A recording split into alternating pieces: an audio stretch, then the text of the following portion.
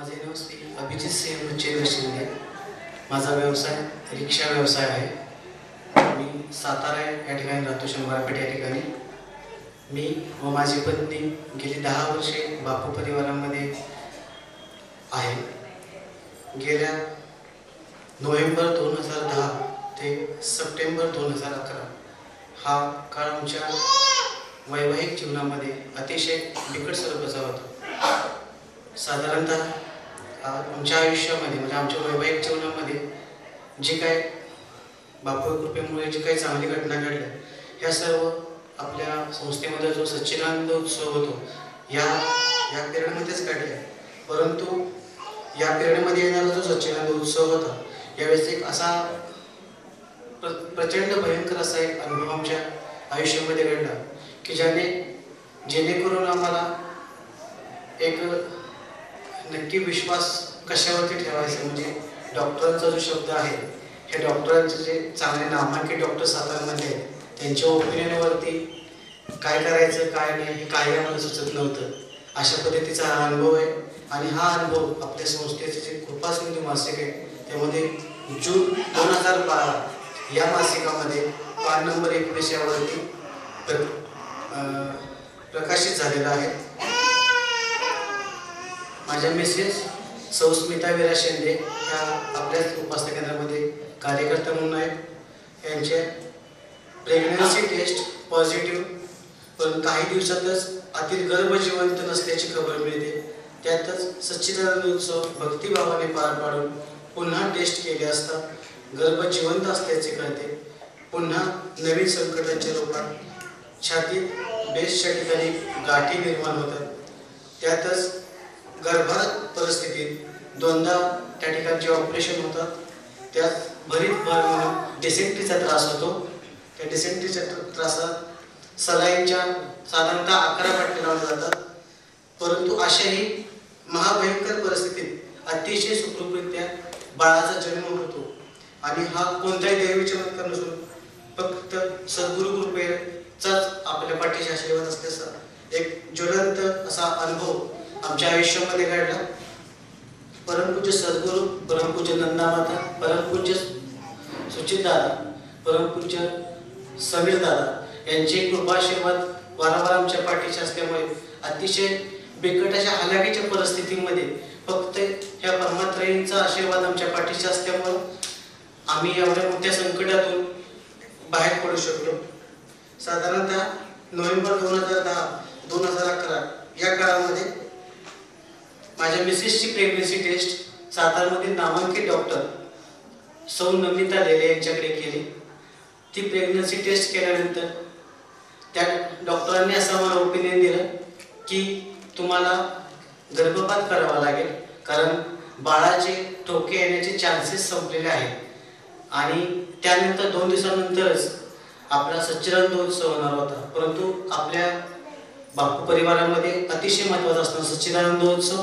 यामध्ये आपण काहीही वाईट कृत्य करायचं नाही असा माझ्या पत्नीचा ठाम विश्वास की बापू आलेले आहेत ना, काहीतरी अशी काहीतरी आपल्याला प्रचिती देतील आणि बापू काहीतरी यातून मार्ग काढतील. 5 दिवस आपण थांबायचं. पण डॉक्टरांचं ओपिनियन असं होतं की तुम्ही 1 दिवस जरी थांबला तरी आपल्याला ऑपरेशन करताना खूप मोठे प्रॉब्लेम्स क्रिएट करावे लागतील. आम्ही अशा मनस्थितीमध्ये 5 दिवसाचा सच्चिदानंद उत्सव केला. तो उत्सव केल्यानंतर आपल्या उपासना केंद्राच्या मार्फत जो पुनर्मिलाप सोहळा असतो, त्या पुनर्मिलाप सोहळ्यामध्ये आपण एकत्रित पादुका विसर्जन करतो. परंतु अशा आम्ही एकत्रित त्या उत्सवामध्ये सहभागी न होता आम्ही संगममाहुली येथे जाऊन बापूंच्या पादुकांचं पुनर्मिलाप केलं. ह्या 5 दिवसामध्ये आम्ही घरामध्ये बापूंच्या समोर बसून मिसेसनी मिळवणी केली. त्याचबरोबर घरातले माझ्या ज्या मिळवणी आहेत ज्योती सावंत आणि मोठी मिळवणी माझी कीर्ती विरा पाटणी यांनी आपण अजून काही सातारमध्ये डॉक्टर्स आहेत त्यांचे ओपिनियन जाणून घेऊ, आपण एका डॉक्टरांच्या ओपिनियनवरती नको जायला असं म्हणून आपण हे करू. परंतु आपण हा उत्सव झाल्यानंतर काहीतरी निर्णय घेऊ असं माझ्या पत्नीचं ठाम मत होतं. परंतु माझ्या मिसेसची पहिली डिलिव्हरी जी डॉक्टर शिरीष फडके यांनी जी विश्वेश्वर मंदिराचे त्यांचं ओपीडी आहे त्यांनी केली. तर आम्ही 5 दिवसाचा पुनर्विलोप केल्यानंतर घरी न जाता डायरेक्ट आम्ही डॉक्टर शिरीष फडके यांच्याकडे गेलो. त्यांना पूर्वीची कोणतीही पार्श्वभूमी न सांगता आम्ही डायरेक्ट त्यांना सांगितले की मिसेसची आम्हाला प्रेग्नन्सी टेस्ट करायची आहे. त्यानंतर ज्यावेळेस डॉक्टरांनी रिपोर्ट सांगितला आमच्या पायाखालची जमीन हलवली की बाळ अतिशय सुखरूप आहे, बाळ अतिशय गोंडस आहे, तुम्ही काही काळजी करू नका आणि आपण इथून पुढे ट्रीटमेंट चालू करू. आम्ही त्यानंतर डॉक्टर शिरीष फडके यांची कंटिन्यू ट्रीटमेंट चालू केली. ती कंटिन्यू ट्रीटमेंट चालू केल्यानंतर मुंबई या ठिकाणी 16 फेब्रुवारी 2011 रोजी आत्मबल महोत्सवाची मीटिंग नंदाईने हे केली होती, मीटिंग ठेवली. त्यासाठी माझी मिसेस आपल्या केंद्रातील ज्या काही आत्मबल कोर्स केलेल्या वेळ आहेत त्या मीटिंगसाठी गेल्या. मीटिंग पार पाडल्यानंतर साताऱ्यामध्ये पुन्हा आनंदात आली. त्यानंतर संकटाचा आणखीन एक आमच्यासमोर एक मोठा संकटाचा डोंगरच उभा राहिला. साताऱ्यामध्ये आल्यानंतर मिसेस असं ठरवलेलं की माझ्या बेस्टमध्ये थोडेसे गाठ आलेले मला वाटते तर आपण डॉक्टर शिरीष फडके यांचं ओपिनियन घेऊया. आम्ही शिरीष फडके यांच्याकडे ओपिनियनसाठी गेल्यानंतर त्यांनी आम्हाला डॉक्टर गिरीश पेंढरकर ज्यांचं ओपीडी पोवई नाक्यावरती आहे डॉक्टर गिरीश पेंढरकर यांच्याकडे पाठवलं. त्यांनी 5 दिवसाचा औषधोपचार दिला परंतु काहीच फरक पडत नव्हता त्या औषधोपचारातून. म्हणून दिवसेंदिवस ती गाठ वाढत चालली होती. तर ती गाठ ऑपरेशन करण्यासाठी करावं लागेल असं सांगितलं डॉक्टरांनी. ऑपरेशन करून गाठ करावं लागेल. तर साधारणतः 3रा महिना असल्यामुळे आपल्याला न भूल देता ऑपरेशन करावं लागेल. नाजूक भाग असल्यामुळे आणि न भूल देता ऑपरेशन केलं बाळाची शाश्वती कोणच घेत नव्हतं. अशा परिस्थितीमध्ये आम्ही तो ऑपरेशन घेण्याचा निर्णय घेतला करण्याचा. ऑपरेशन झालं. त्यानंतर ते ऑपरेशन जे केले ते गुढीपाडव्याच्या दिवशी केलं. न ड्रिलिंग करता माझ्या मिसेसला त्या ऑपरेशनला सामोरे जावं लागलं. तिथे सुद्धा ताकद आपल्या देवानेच दिली. परंतु हा त्रास जो होता म्हणजे माझ्या बरोबर कोण नसतील फक्त बापू आई दादा होते. परंतु ऑपरेशन थिएटरमध्ये मला त्यांनी बोलवून घेतलं होतं. त्यावेळेस मी ते जे काय हाल होते ते बघितले होते. फक्त बापूनीच आणि नंदाईने त्या ताकद दिल्यामुळं ती त्या संकटाला सामोरं जावं लागले. ते ऑपरेशन झाल्यानंतर 8 दिवस बरं वाटलं आणि पुन्हा तसाच त्रास चालू व्हायला लागला. पुन्हा 8 दिवसानंतर हा एवढा त्रास चालू व्हायला लागला की डॉक्टरांनी सांगितलं की पुन्हा भूल देऊन पुन्हा ऑपरेशन करावं लागेल, त्याला पर्याय नाही आहे. पुन्हा त्याच ठिकाणी दुसरं ऑपरेशन करावं लागलं. त्यामुळे आता हे ऑपरेशन आपल्याला बाळाला भूल देऊन म्हणजे मी तुमच्या मिसेसला भूल द्यावी लागेल त्यासाठी बाळाची सुद्धा गॅरंटी देऊ शकत नाही आणि मिसेसला आपण किती वेळामध्ये शुद्ध येईल किंवा काही आम्ही सांगू शकत नाही. अशा वेळेस दुसरं ऑपरेशन सुरू केलं पुन्हा. त्यावेळेस 2 महिन्याची ड्रेसिंगची प्रोसेस होती त्या डॉक्टरांची, ही खूप ही होती. ड्रेसिंग झालं त्यानंतर हे सगळं होत असताना आमच्याकडून एक थोडंसं असं झालं की आम्ही आपल्या उपासना केंद्रामध्ये कोणत्याच भक्ताला किंवा कार्यकर्त्यांना सांगितलं नव्हतं. त्या वेळेमध्ये आपली षडमास मिटिंग आली आणि षडमास मिटिंगमध्ये आपले जे CCC मेंबर होते त्यांनी अनुभव कथन कोणाचा असेल त्यावेळेस अनुभव कथन करायला सांगितलं. त्यावेळेस मी अनुभव कथन केल्यानंतर आपल्या केंद्रामधील बरेचसे कार्यकर्ते आणि भक्त येऊन आमचं सांत्वन केलं की तुम्ही खूप मोठे असं घटना खूप त्यांनी आम्हाला मानसिक आधार दिला आणि हे खूप चांगलं कार्य आपल्या संस्थेचे कार्यकर्ते करतात जे आपल्याला बापून शिकवून दिलेले आहे त्या पद्धतीने. आणि असंच असताना 23 जुलै 2011 रोजी सकाळी आम्हाला मुलगा झाला. त्याचं नाव आम्ही समीर सिंह ठेवलं. परंतु ह्या पिरियडमध्ये अजून 7व्या महिन्यामध्ये पुन्हा प्रेग्नन्सी पिरियडमध्ये डिसेंट्रीचा त्रास चालू झाला. ह्या डिसेंट्रीचा त्रास बिलकुल थांबत नव्हता. त्यात पहिली 2 ऑपरेशन त्यानंतर पुन्हा डिसेंट्रीचा त्रास आणि पुन्हा सिझरिंग. ह्यामुळे माझ्या मिसेसची मानसिकता अजिबात शरीर साथ देत नव्हतं. अशा पिरियडमध्ये सिझरिंग झालं. साधारणतः सिझरिंग एक 15 ते 20 मिनिटांमध्ये होतं परंतु आमच्या मिसेसचं सिझरिंग बरोबर पाऊण तास चाललं. डॉक्टर म्हणत होते की आम्ही काही सांगू शकत नाही, अजून सुद्धा आम्ही सांगू शकत नाही. त्यानंतर मुलगा झाला आम्हाला. परंतु इथं सुद्धा आमचे भाऊ संपलेले नव्हते. एवढं होऊन सुद्धा आम्हाला आपले कार्यकर्ते सांगते की तुम्ही मुंबईला जाऊया.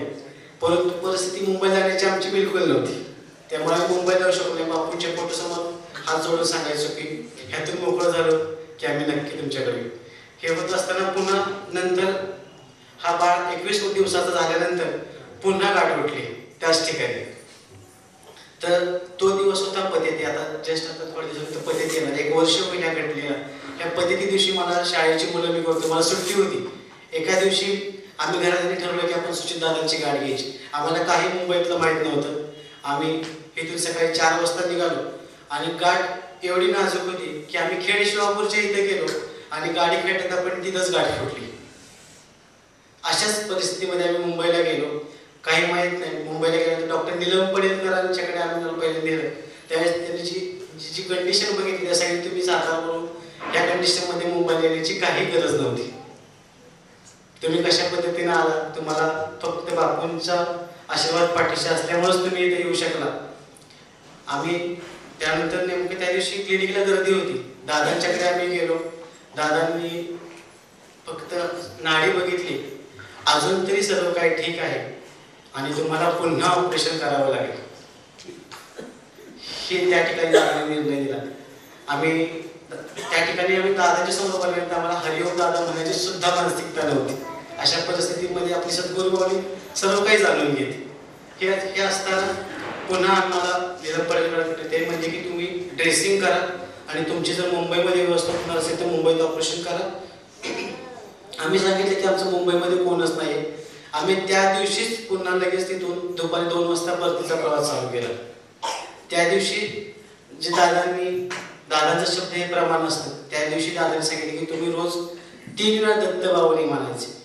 आजपर्यंत तो दादांचा शब्द हे प्रमाण मानूनच हे एक सगळं रामबाण औषध या आजारावरती दादांचं औषध भाग्य म्हणजे आमच्यासाठी आयुष्यात भाग्य ठरलं की दादांनी जे औषध सांगितलं दत्तभावनी.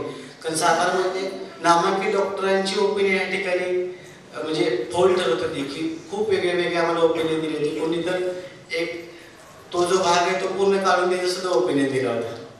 परंतु ह्याच्यामध्ये खूप आम्हाला बापूंनी सावरून घेतलं आणि त्यानंतर आम्ही मुंबईतून निघाल्यानंतर 2 वाजता निघतानाच आम्ही साताऱ्यातल्या डॉक्टरांची पुन्हा अपॉइंटमेंट घेतली. आमच्या घरातल्या कोणत्याही मेंबर्सला माझ्या मिसेसला सांगण्याची ताकद नव्हती की तू पुन्हा ऑपरेशनला उभं राहा. कारण तेवढी शरीराने साथ देणं सुद्धा गरजेची गोष्ट होती, पण शरीर साथ देत नव्हतं. आम्ही येतानाच मुंबईतून अपॉइंटमेंट घेतली, साताऱ्याचे डॉक्टर आणून दाखवलं आणि फक्त दादांनी काही क्षण हात धरून नाडी बघितली. त्यातच दादांनी माझ्या मिसेसला ताकद दिली. दुसऱ्या दिवशी आम्ही ऑपरेशन पुन्हा सातारमध्ये येऊन केलं आणि सोमवारी दादांना सांगितलं की तुमच्या निर्णयाप्रमाणे आम्ही डिसिजन घेतलेला आहे आणि ऑपरेशन झालेलं आहे. त्यानंतर हळूहळू पुन्हा ती ड्रेसिंगची जी प्रोसेस होती ती प्रोसेस चालू राहिली. त्यावेळेस स्वतः असा एक माणूस आम्हाला त्या दवाखान्यामध्ये मिळाला की तो म्हणला की तुमचं बाळ लहान आहे तर मी ते ड्रेसिंग तुमच्या घरी येऊन करतो. जे पहिल्या 2 ऑपरेशनला आम्हाला जो त्रास झाला होता तो त्रास सुद्धा न जाणून आमच्या सद्गुरू महोदयाला कळाला असावा.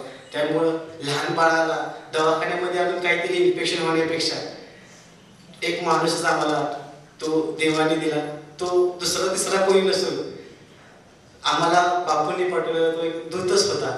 आणि हे आमचं जे बाळ आहे समीर सिंह, हे बाळ आम्हाला आमच्या देवाने दिलं. जे काही दिलं ते खूप दिलं देवाने. फक्त देवाची एकच प्रार्थना आहे की आमच्या कुटुंबावरती कृपाचित्र कायम स्वरूपी राहू दे.